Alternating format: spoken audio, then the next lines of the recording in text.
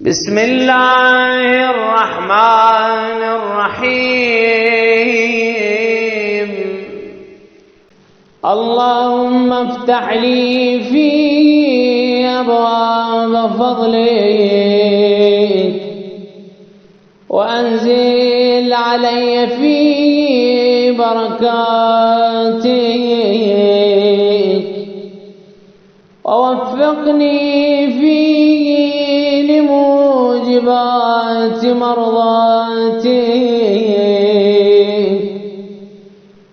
واسكنني فيه بحبوحات جناتك يا مجيب دعوة المضطرين.